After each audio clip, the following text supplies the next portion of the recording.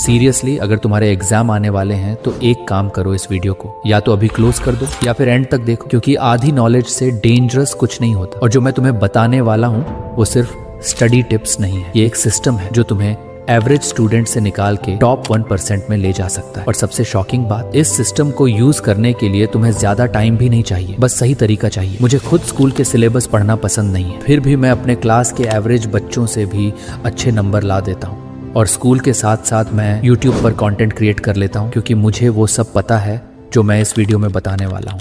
मैं तुम्हें जज नहीं कर रहा, लेकिन सच बोलना, तुमने कितनी बार ये लाइन बोली है, भाई मैंने इतना पढ़ा था फिर भी मार्क्स नहीं आए, टीचर ने पेपर टफ बनाया था, मुझे कुछ याद नहीं रहता, मेरा पढ़ाई में मन नहीं लगता, और भी बहुत कुछ। बस एक लाइन याद रखो, ये तुम्हारी जिंदगी बदल देगी। It's not about how long you study, it's about how well your brain processes what you study. अगर तुम 10 घंटे पढ़ के सिर्फ 20% याद रखते हो और कोई 3 घंटे पढ़ के 70% रिटेन करता है, तो विनर कौन है? क्लियर है? Why most students fail. अब मैं तुम्हें वो चीजें बताने वाला हूँ जो तुम्हारी पढ़ाई को साइलेंटली डिस्ट्रॉय कर रही है। तुम्हारी ये 4 मिस्टेक जो तुम जाने अनजाने में कर रहे हो। Mistake 1, fake focus.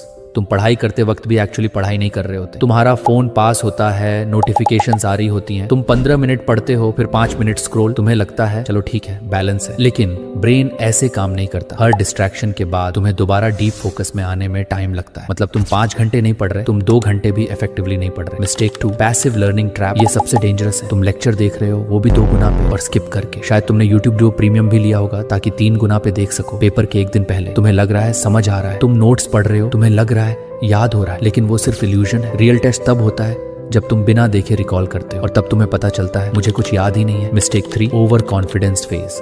जब तुम एक चैप्टर कंप्लीट करते हो बुक से या कोई 1 शॉट देखकर, तुम्हें लगता है हाँ ये तो आता है, लेकिन तुमने कभी टेस्ट नहीं किया। तुम्हें टेस्ट करना बोरिंग लगता है, और जब एग्जाम में सेम क्वेश्चन आता है तुम फंस जाते हो, क्योंकि तुमने नॉलेज को टेस्ट नहीं किया, सिर्फ कंज्यूम किया।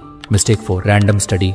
आज ये चैप्टर, कल वो टॉपिक, परसों कुछ और। ना कोई प्लान, ना कोई स्ट्रक्चर। ये पढ़ाई नहीं है, ये टाइम पास है। अब एक इंपॉर्टेंट बात, जब तक तुम अपने आप को नॉर्मल स्टूडेंट समझोगे, तुम नॉर्मल रिजल्ट ही लाओगे। तुम्हें अपनी आइडेंटिटी चेंज करनी पड़ेगी। बस इन 5 स्टेप को मास्टर कर लो। Step 1, control your confusion.